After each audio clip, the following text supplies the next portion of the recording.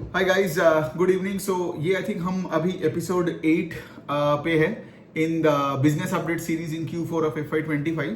तो यहाँ पे देखिए, यहाँ पे आई थिंक आज हम लोग कुछ 5 फिनेंशियल्स के बारे में बात करते हैं, बैंक्स और NBFCs मिला के, जिनका पिछले 1-2 दिन में नंबर्स आए हैं। और उनमें से आई गेस मैं एक कंपनी को छोड़ के आई गेस सबका कॉन कॉल भी अटेंड कर चुका हूँ। So I think I can give you the whole perspective के इन सबका परफॉर्मेंस कैसा है, मैनेजमेंट ने कॉन कॉल में गाइडेंस कैसा दिया, एंड ऑफ कोर्स सारे insights right about the good and bad of these businesses. तो सबसे पहले हम बात करते हैं हमारे IDFC फर्स्ट बैंक की। अब देखिए, IDFC फर्स्ट बैंक का अगर आप FY25 का पूरा नंबर देखोगे तो आप देखोगे FY24 से इनका प्रॉफिटेबिलिटी आधा हो गया, मतलब पैट आधा हो गया, EPS आधा हो गई। इसके वजह से वही है, एक ही रीजन है कि लाइक उनका जो माइक्रो फाइनेंस का बुक था, वो माइक्रो फाइनेंस का बुक में बहुत सारे प्रॉब्लम्स आ गया था। I can tell you at the beginning of the fiscal, जब ये प्रॉब्लम पहले चालू हुआ था, है ना, तो I think micro finance was around 6.5% of IDFC first bank का पूरा बुक। अभी अगर आप देखोगे that is 4% of the book. मतलब क्या है, मैनेजमेंट ने पिछले 1 साल में माइक्रो फाइनेंस बुक को डिग्रो किया, ठीक है। एंड ऑफ कोर्स वो फाइनेंशियल्स करते हैं ना कि जहां पे प्रॉब्लम्स चल रहा है वहां पे आप देखोगे उस पर्टिकुलर जगह में एक्सपोजर कम करते हैं और दूसरे जगह में फोकस ज्यादा करते हैं, ठीक है।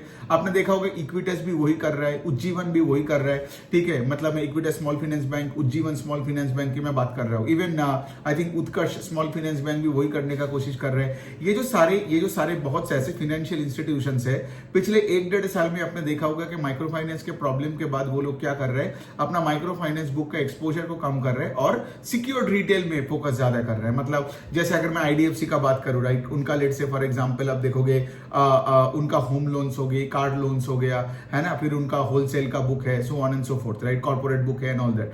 तो अभी बात क्या होता है कि अभी यहाँ पे IDFC फर्स्ट का रिजल्ट को हमें एक पर्सपेक्टिव से देखना है। एक तो है कि लाइक वो 20% का एक ग्रोथ इंजन है, ठीक है। मतलब अभी भी 20-21% से लोन बुक को ग्रो किया।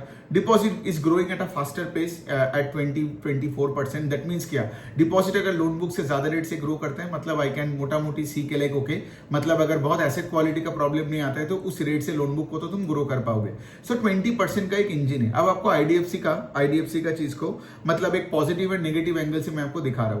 पॉजिटिव एंगल ये है कि उनका माइक्रो फाइनेंस, और सिर्फ IDFC का नहीं, आप अगर दूसरे भी कंपनीज को देखोगे, कोई भी NBFC, MFI लिंक्ड जो भी कंपनीज है, वो भी पिछले 3-4 महीने से आप देखोगे कि लाइक वो अपने माइक्रो फाइनेंस का सिचुएशन बेटर बोलते आ रहे हैं। मतलब क्या, मतलब पिछले साल के अक्टूबर-नवंबर के बाद से हर मंथ का collection efficiency number keeps going up, ठीक है। और IDFC फर्स्ट बैंक का भी PPT में ऐसे 2 स्लाइड्स था, दोनों में यही बताया कि कलेक्शन एफिशिएंसी अभी in the micro finance division is at a pre-2024 level, जब ये प्रॉब्लम चालू होने से पहले का बात कर रहा हूं। सो इसका क्या मतलब, और अब सिर्फ ये नहीं, आप देखोगे ये क्रेडिट एक्सिस ग्रामीण हो गया, आप देखोगे उज्जीवन हो गई, और देखोगे और भी जो भी कंपनीज का अपडेट्स आ रहे हैं अभी, ठीक है। ये अपडेट्स में सबके सब यही बता रहे हैं कि across the spectrum micro finance में जो प्रॉब्लम्स हो रहा था, जो क्रेडिट कॉस्ट का जो प्रॉब्लम्स दिख रहा था, वो अभी पीक आउट कर चुका है, ठीक है। तो गुड थिंग यही है कि आगे जाके IDFC फर्स्ट बैंक का प्रोविजन उतना नहीं होगा जितना कि अभी करना पड़ रहा है, ठीक है। और इतने प्रोविजन के वजह से ही तो उनका मतलब प्रॉफिटेबिलिटी का नंबर, ROE का नंबर सब तो आधा हो गया, है ना।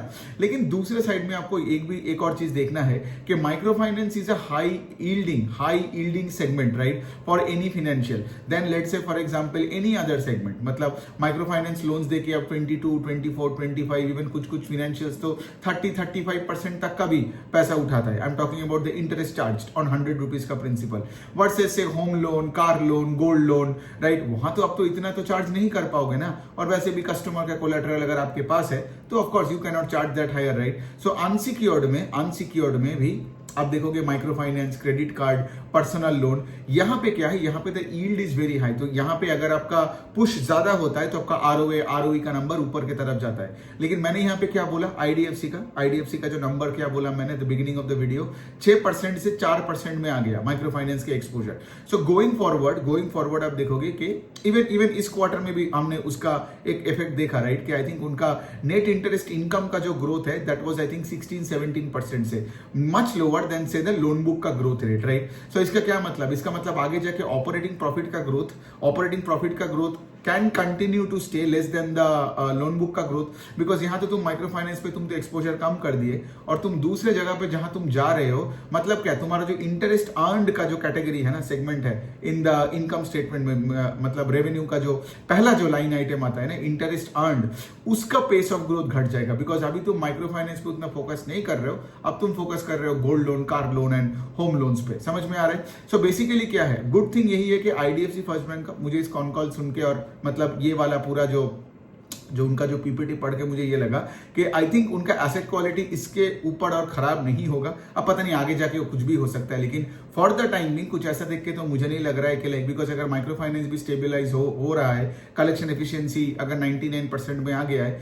तो आगे जाके मतलब at least for the subsequent quarters at least I can say कि लाइक एसेट क्वालिटी खराब नहीं होगा। सो प्रोविजंस कम करना पड़ेगा, but also on the other hand उनका ईपीएस ग्रोथ में हमेशा प्रेशर रहेगा, बिकॉज अभी तो वो माइक्रो फाइनेंस स्पेस में कम लेंड कर रहे हैं और लो यील्डिंग स्पेसेस में ज्यादा मतलब यहाँ पे पैसे डाल रहे हैं। प्लस आईडीएफसी फर्स्ट बैंक तो यही अपना क्रेडिट कार्ड का डिवीजन को एक्सपैंड किए जा रहे हैं, और क्रेडिट कार्ड में आपको तो पता ही है पहले 3-4 साल कोई प्रॉफिट्स नहीं दिखता है, राइट? फिर वेल्थ मैनेजमेंट का डिवीजन, फिर वो फास्टैग का डिवीजन, कैश मैनेजमेंट बोलिए एंड ऑल दैट। तो इन सब में क्या होगा, आपका कॉस्ट में प्रेशर रहेगा। तो एक तरफ तो ये, और दूसरे साइड में you are now lending to the low yielding spaces, जैसे मैंने समझाया, instead of high yielding spaces like micro finance. तो इन दोनों चीजों के चक्कर में लाइक मे बी FY26 में आपको ईपीएस का जो ग्रोथ है वो शायद आपको लोन बुक के ग्रोथ के आसपास ना दिखे, and that is the negative thing यार। बिकॉज नेगेटिव इसलिए बोल रहे हो ना, बिकॉज देखिए if you are a shareholder, ठीक है, और अगर लेट से कंपनी का ईपीएस नहीं बढ़ती है ना, it becomes very difficult for you to make money. Maybe asset quality नीचे मतलब और खराब नहीं होगा तो you won't lose money, but making money तभी होता है जब let's say there is immense growth in business momentum, got it, there is immense growth in earnings momentum. तो इसलिए मुझे आईडीएफसी का वो मिक्स्ड सेट ऑफ रिजल्ट्स लगा, ठीक है। But then again having said that, it's a good sign कि micro finance is coming back up, और अगर जो ये उनका जो FY25 में जो प्रॉब्लम हुआ है in terms of asset quality वो 2026 में, FY26 में शायद ना हो।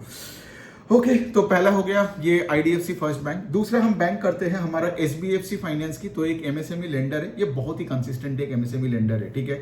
इसका तो मतलब मैं जब से इनका आईपीओ वगैरह आया तब से मैं इसको ट्रैक किए जा रहा हूँ, और इनका मैनेजमेंट जो भी बोलता है ये वो करता है। मतलब मैनेजमेंट का एक उनका तो गाइडेंस का एक फेमस डायलॉग ही है that we will continue to grow the book by 5 to 7% quarter on quarter, every quarter. और मैंने एक चीज ऑब्जर्व किया, पिछले 1-1.5 साल में भी कोई भी, या 2 साल में कोई भी क्वार्टर उठा के देख लो, हमारे एमएसएमई में कितना प्रॉब्लम हुआ।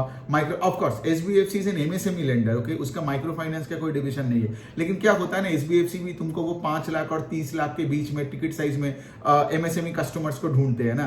तो क्या होता है ना, वैसे customers in T3, T4, T5 cities, MFI customers के साथ भी मतलब there is a grey area, is what I am trying to say, between those kind of MSME customers and MFI customers. लेकिन यहां भी एक चीज मैं देखा कि एमएफआई में इतने प्रॉब्लम्स आया, इवन कितने सारे कंपनीज, जैसे अभी कुछ स्पेसिफिक तो नाम नहीं आ रहा, मतलब बोल सकता हूं मैं, जैसे फॉर एग्जांपल देयर इज, चलो बाद में मैं दूसरों का नाम के बारे में बात करूंगा, अभी एसबीएफसी का बात करते हैं। मैं यही बोलने का कोशिश कर रहा हूं कि there are other MSME companies जिनका से फॉर एग्जांपल जिनका एसेट क्वालिटी खराब हो गया।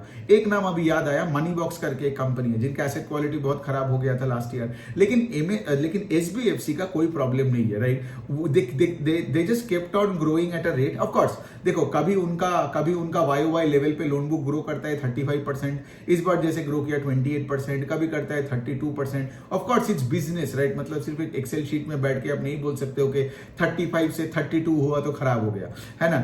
और एसबीएफसी के एक और चीज मैंने हमेशा देखा कि लाइक उसका एसेट क्वालिटी भी प्रीटी मच मतलब स्टेबल रहता है, 10, 20, 25 बेसिस पॉइंट का इस बार भी थोड़ा बहुत बड़ा है, लेकिन वो कर्नाटका का स्टेट की वजह से, बिकॉज कर्नाटका में क्या हुआ ना, जब से ये ऑर्डिनेंस पास किया, राइट, आप मेरे अगर पुराने वीडियोस देखो तो आपको पता ही होगा, राइट, ये कर्नाटका का ऑर्डिनेंस पास करने के बाद वो पूरे स्टेट में और अनसर्टेनिटी फैल गया in both MSME and as well as in the MFI space. तो कर्नाटका के वजह से ही इनका थोड़ा बहुत एसबीएफसी का एसेट क्वालिटी खराब हो, लेकिन कोई कॉज मतलब there is no cause for concern. The ROE number keeps going up, right, I mean the loan book grows at 30%, asset quality stable है, एंड द आरओई नंबर मतलब keeps going up मतलब अगर आप एक साल पहले देखोगे तो number was I think less than कितना होगा, आई थिंक लेस देन 13%, अभी वो 14% के आसपास होगा। So directionally the ROE is moving northwards, and asset quality अगर ठीक है, और मैनेजमेंट ने आज सुबह कॉन कॉल था तो उन्होंने वो भी बता दिया कि लाइक कि हम आगे जाके भी we will continue to grow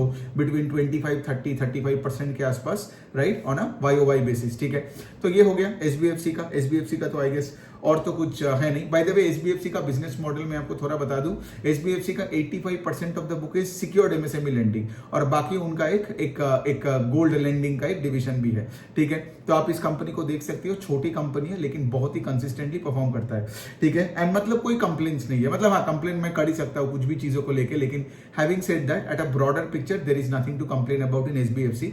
जैसे आपने अगर डिफरेंस अगर आपने देखा कि आईडीएफसी में मुझे वही डर लग रहा है कि लाइक आगे जाके भी उनका ईपीएस का उतना ग्रोथ ना आए, लेकिन एसबीएफसी का इस बार अगर भी आप नंबर देखोगे ना कि उनका टोटल जो लोन बुक का ग्रोथ है वो 30% के आसपास है और उनका operating profits and profit after tax भी वही 30% के आसपास ही ग्रो किया। सो यही वाला पॉइंट है। लेकिन आईडीएफसी फर्स्ट बैंक का लोन बुक शायद कीप ग्रोइंग एट 20%, लेकिन may be EPS can not grow at 20%। But चलो वो तो अभी आगे जाके देखना पड़ेगा, मतलब सब कुछ तो हम यहाँ पे प्रेडिक्ट नहीं कर सकते ना, वो तो Q1 के बाद जाके अगेन इनके मैनेजमेंट का सुन के we again have to take updated calls, और मैं तो ऐसे वीडियोस बनाते ही रहता हूं। सो ये हो गया एसबीएफसी का। अब हम थोड़ा बात करते हैं चोला फाइनेंस का। तो चोला फाइनेंस और श्रीराम फाइनेंस के एक साथ बात कर लेते हैं, बिकॉज ये दोनों ऑटो लेंडिंग पे बहुत फोकस्ड है, in CVC, passenger vehicle, construction equipment, tractor and all that, ठीक है। अब यहाँ पे एक चीज कॉमन है कि लाइक चोला एंड श्रीराम में, चोला और श्रीराम वही बता रहे हैं जो पूरे ऑटो सेक्टर बता रहे हैं कि यहाँ पे कोई ग्रोथ नहीं है, ठीक है। आप कोई भी ऑटो सेक्टर का सब कैटेगरी को ले लोगे, अगर आप कमर्शियल व्हीकल को ले लोगे, ठीक है, कमर्शियल व्हीकल पिछले फिस्कल का हाई बेस में इस फिस्कल मतलब FY24 के बेस में 25 में ग्रो ही नहीं किया। पैसेंजर व्हीकल का भी सिंगल डिजिट का ग्रोथ है, मैं इंडस्ट्री का बात कर रहा हूं, चोला या श्रीराम का बात नहीं कर रहा हूं। पैसेंजर व्हीकल का अगर आप देखोगे वो भी सिंगल डिजिट का ग्रोथ है। टू व्हीलर का भी जो से आई थिंक कितना 20% के आसपास, 15% के आसपास, जो मतलब which was the highest growing sub segment in the auto space था, वो भी सिंगल डिजिट में आ गया, ठीक है। और ट्रैक्टर वैक्टर का भी वही है, सिंगल डिजिट का है। कंस्ट्रक्शन इक्विपमेंट का भी सिंगल डिजिट का है। और इस बात तो और प्रॉब्लम हो गया ना, बिकॉज कंस्ट्रक्शन इक्विपमेंट किसके साथ, गवर्नमेंट के एपेक्स के साथ लिंक्ड है। तो ये जो इतना बड़ा इलेक्शन हुआ तो गवर्नमेंट के एपेक्स थोड़ा कम हो जाता है उस टाइम पे, तो ऑफकोर्स ये सब कंस्ट्रक्शन इक्विपमेंट का उतना मतलब उतना सेल्स का वॉल्यूम्स नहीं बढ़ा। इवन अगर मैं कमर्शियल व्हीकल का भी बात कर लूं, वहां पे सबसे बड़ा हिट हुआ है हेवी कमर्शियल व्हीकल्स में, जो कि एकदम कंस्ट्रक्शन के साथ लिंक्ड है। लेकिन अगर आप ये लाइट कमर्शियल व्हीकल देखते हो ना, जो ये वेयर हाउसेज से एक वेयर हाउस से दूसरे वेयर हाउस में जाते हैं, लास्ट माइल जो डेस्टिनेशन जो होते हैं, या फिर से फॉर एग्जांपल जो ई कॉमर्स कंपनीज के साथ जो काम करते हैं, उसमें फिर भी ग्रोथ है, लेकिन एकदम डिग्रोथ है आपका ये एकदम मतलब जो ये हेवी कमर्शियल व्हीकल की कैटेगरी में। तो चलो ये हो गया, आपको एक इंडस्ट्री का नॉलेज मिल गया। अभी ऑटो सेक्टर में वैसे ही डल चल रहा है, मतलब एक पूरा लल चल रहा है अभी, इसीलिए आप देखोगे वो जो ऑटो डीलरशिप्स भी है, राइट, उनका भी इन्वेंटरी बढ़े जा रहा है। इसीलिए आप देखोगे ये सारे कंपनी जब तुम्हारे ग्रोथ नहीं आती है तभी तुम एडवर्टाइज करते हो और एग्रेसिवली ना, तो इसीलिए तुम देखोगे एक तरफ कार्टरेट बहुत अच्छा कर रहा है। मैं इसके बारे में तो पहले कार्टरेट का वीडियो बनाया था, लेकिन वाइस कार्टरेट growing at a much faster pace, जो कि ऑटो मतलब गाड़ी बेचने का पूरा प्लेटफॉर्म है। कार्टरेट इसीलिए अच्छा कर रहे हैं बिकॉज जब ये ऑटो कंपनीज का खराब हालत हो जाती है तब वो डेस्परेशन में आके कार्टरेट में एडवर्टाइज करवाते हैं और कार्टरेट का मुनाफा होता है ना। लेकिन ऑटो ओईएम्स का हालत अभी उतना कुछ खास तो कुछ है नहीं। अपने उस दिन मारुति का नंबर भी मैं आपको बता दूं, मारुति का आई थिंक वॉल्यूम ग्रोथ हुआ है 3%, 3 या 3.5%। सो लिटरली कुछ मतलब बोलने लायक है ही नहीं ये मारुति का ग्रोथ, मतलब इनके नंबर्स के बारे में। सो कोई ग्रोथ है ही नहीं। तो बेसिकली अभी क्या है, ये जो चोला है और आपका जो श्रीराम है, इनका जो ये ऑफ कोर्स अगर पूरे सेक्टर में ग्रोथ नहीं है तो इनका जो फाइनेंसियर्स है इनका भी उतना कोई ग्रोथ नहीं है। लेकिन चोला मुझे बेटर लगता है श्रीराम से फॉर सर्टेन रीजंस, बिकॉज एक बात है कि चोला को जब से ये समझ में आ गया था पिछले 1-1.5-2 साल पहले से कि लाइक भाई ऑटो सेक्टर, बिकॉज चोला का I think more than 60-65% of the book is in the auto space. अभी आई थिंक प्रोडक्ट मिक्स थोड़ा सा और चेंज हुआ है, लेकिन फिर भी 60% के आसपास पकड़ लो। लेकिन उन्होंने क्या किया, उन्होंने टायर 3 टायर 4 में जाके, सिटीज में जाके loan against property and home loans पे बहुत तगड़ा फोकस किया, और ईस्टर्न इंडिया के मार्केट में जो पहले कभी था नहीं वहां पे भी वो घुस गए। तो आज अगर आप चोला का देखोगे, चोला का जो ओवरऑल लोन बुक है I think that grew by 26-27%, और ये इसीलिए हुआ because of the LAP and the SME and the home loan का पोर्टफोलियो।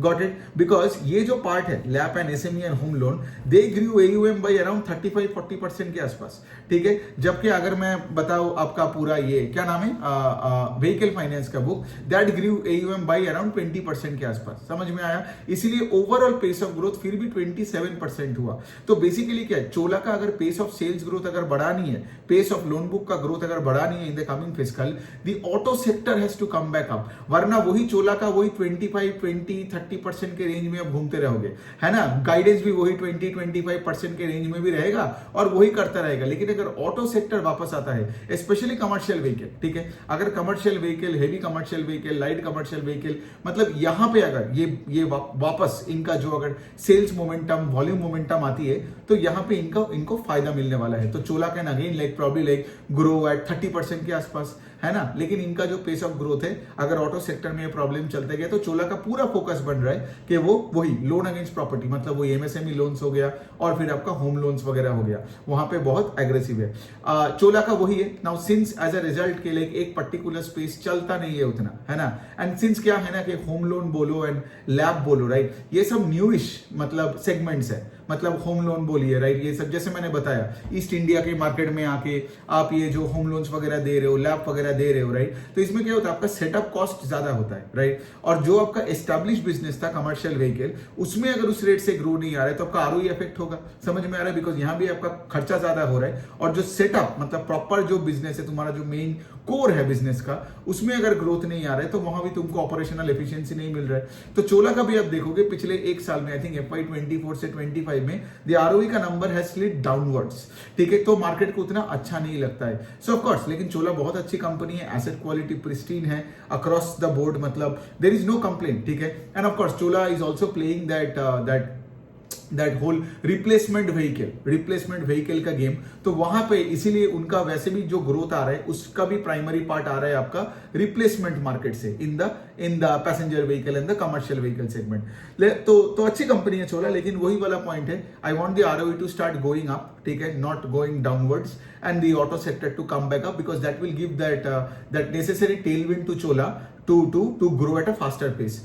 तो ये हो गया, चलो हमने कितना किया, 3 कर लिया।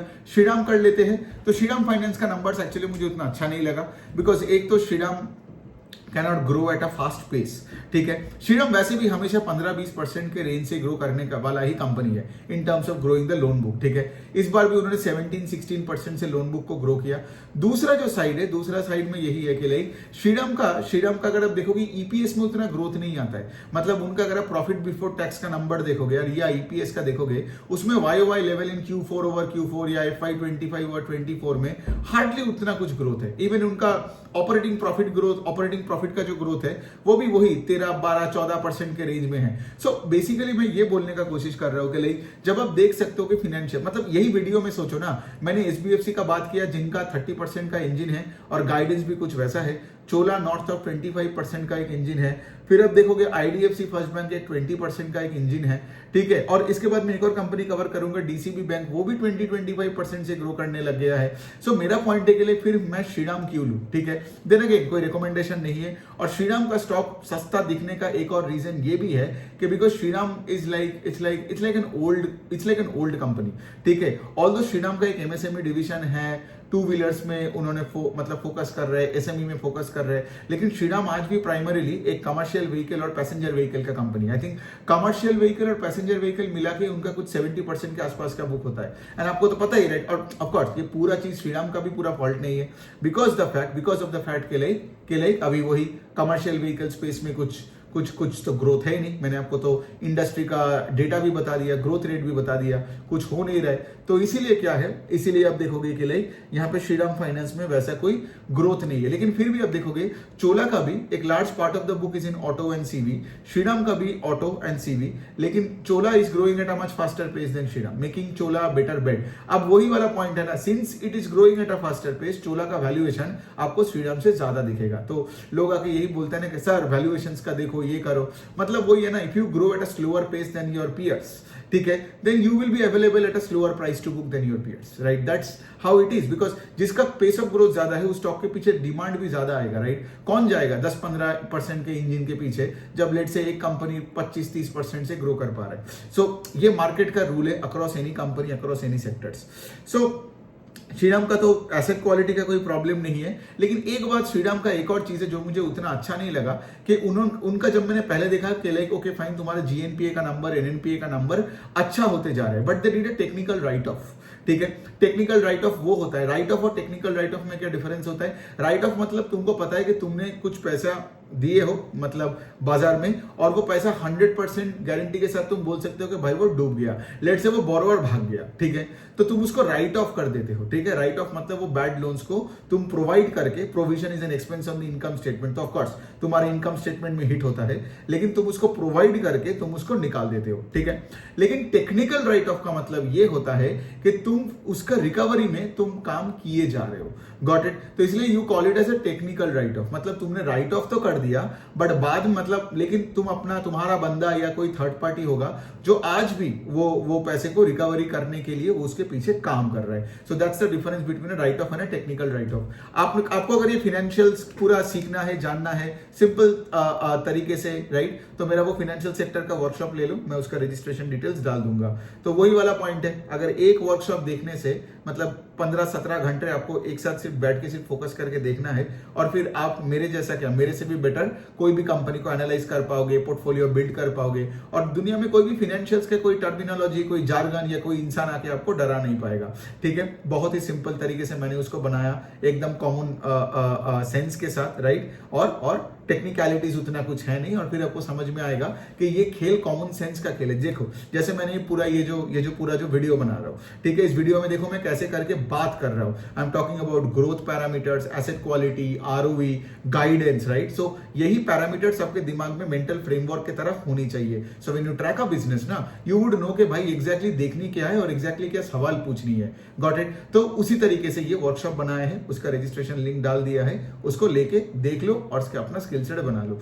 सो वेरी विच वे, तो ये हो गया हमारा श्रीराम फाइनेंस का। तो ऑफ कोर्स चोला मुझे श्रीराम से बेटर ही लगा, ठीक है, और technical write of in Shriram finance again not a positive thing for me. Although ऐसा नहीं कि श्रीराम का एसेट क्वालिटी में बहुत प्रॉब्लम्स है, बिकॉज टेक्निकल राइट ऑफ ज्यादा भी पार्ट से नहीं किया, लेकिन when you do a technical write of तुम्हारा एसेट क्वालिटी इंप्रूव होता है ना, इसीलिए वो एसेट क्वालिटी उनका ज्यादा इंप्रूव हो रहा है। लेकिन श्रीराम का, if I also tell you, because I am tracking Shriram for again 2-3 साल के ऊपर, तो 3 साल के ऊपर से तो मैं श्रीराम को ट्रैक ही कर रहा हूं।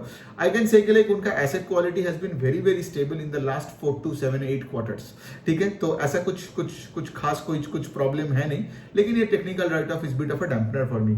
तो ये हो गया। लास्ट हम बात करते हैं, चलो डीसीबी बैंक का भी बात कर लेते हैं। 4 का तो बात किया। सो डीसीबी बैंक कोविड के बाद से अब देखो कि बहुत प्रॉब्लम्स में था। ये एक ऐसा फाइनेंशियल है, मतलब इट्स अ बैंक है जो जिसका मॉर्गेज का portfolio is almost like 50% of the book, फिर भी उनका एसेट क्वालिटी खराब हो गया था। ठीक है, लेकिन आप अगर पिछले 3 क्वार्टर से डीसीबी बैंक को देख रहे हो तो आप देखोगे एक चीज में कि डीसीबी बैंक का ऑपरेटिंग प्रॉफिट का इंप्रूवमेंट आप दिख रहे हो। डीसीबी बैंक का पेस ऑफ लोन बुक का ग्रोथ भी बढ़ते जा रहा है। इस बार तो Q4 ओवर Q4 में 25% से लोन बुक को ग्रो किया।